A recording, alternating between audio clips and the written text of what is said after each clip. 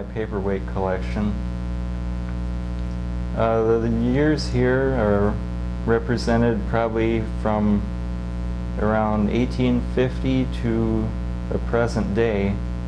Most of them here are around 1880 to 1920.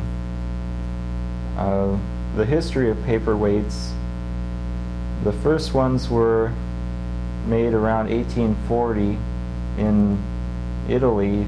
The Venetian glassblowers seem to have invented them.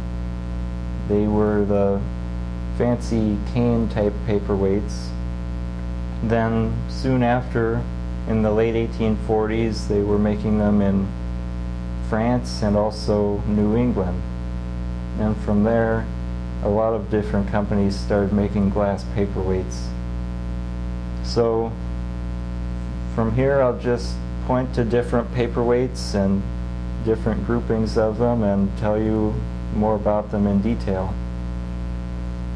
These four paperweights might be my oldest ones. They're also the best quality.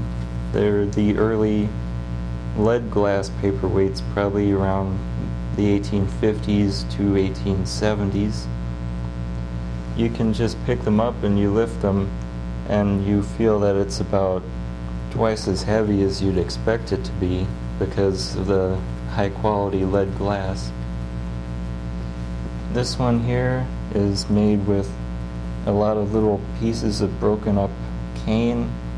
They would pull decorative canes. They'd be probably 10 feet long, and then they'd chop them up into little pieces like this. And then on the bottom you can see that it's ground and polished. Here's another one. These two would be called a scramble design. This one's been ground down and polished to remove chips, so it's not as smooth on the outside, but these would be the type that would be made in France and New England. The New England Glass Company and the Sandwich Glass Company are the American companies that made this type. This here is another cane paperweight, also a polished bottom. And in this, they're less scrambled and more laid out, but not in a regular pattern. A lot of the ones you'll see have an intricate symmetrical pattern of canes. And this is a French paperweight, 1850s to around 1880s. It's called a sand dune pattern. It has actual sand and rock and some green glass inside, and it's pulled up into a decorative sand dune pattern. There's the bottom of this one.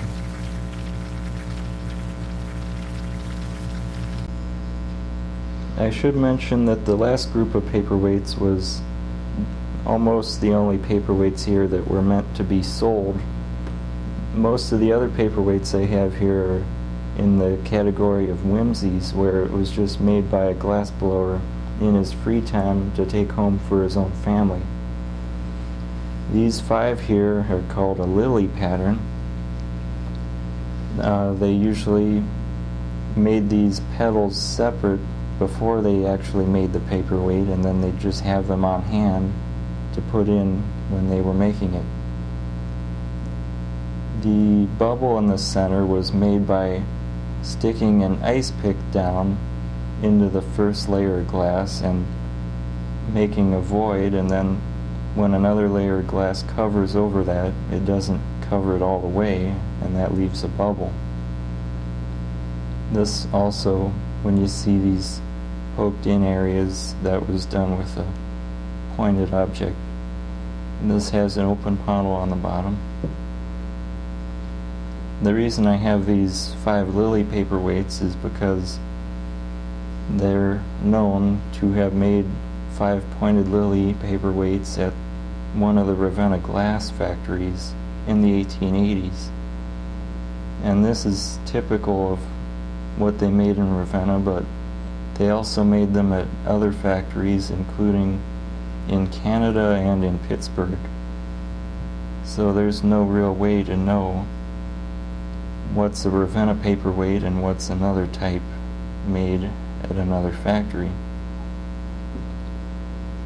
Also, these same glass blowers moved around a lot, so a paperweight they made in Ravenna would look almost the same as a paperweight they made at whatever factory they moved to after that. This is a very large one with so many layers of glass. This first layer, then another, then another, and another, and then a final layer to cover it all. So when a paperweight is made, you have to think of it in layers. And then this has a ground bottom. And these would probably be around 1880s or 1890s. This is the other group of paperweights that was actually meant to sell. These are advertising paperweights and photographic paperweights. This is a paperweight advertising the Prudential Insurance Company. It's pressed glass and it has a white glass back. And this was an advertisement printed on the white glass, and then it was coated with the clear.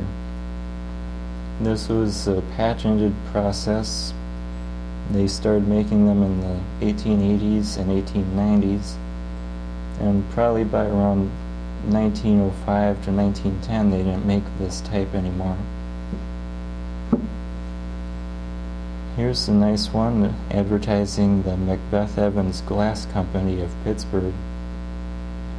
Anytime you see this type of rectangular or a round paperweight with the white milk glass back in the printed advertisement, it was made in Pittsburgh. Here's the same type again with a picture of William McKinley.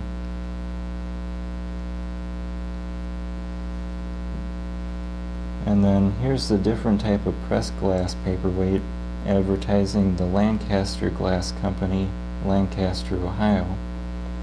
It's just a solid piece of clear glass, and on the back they painted gold paint.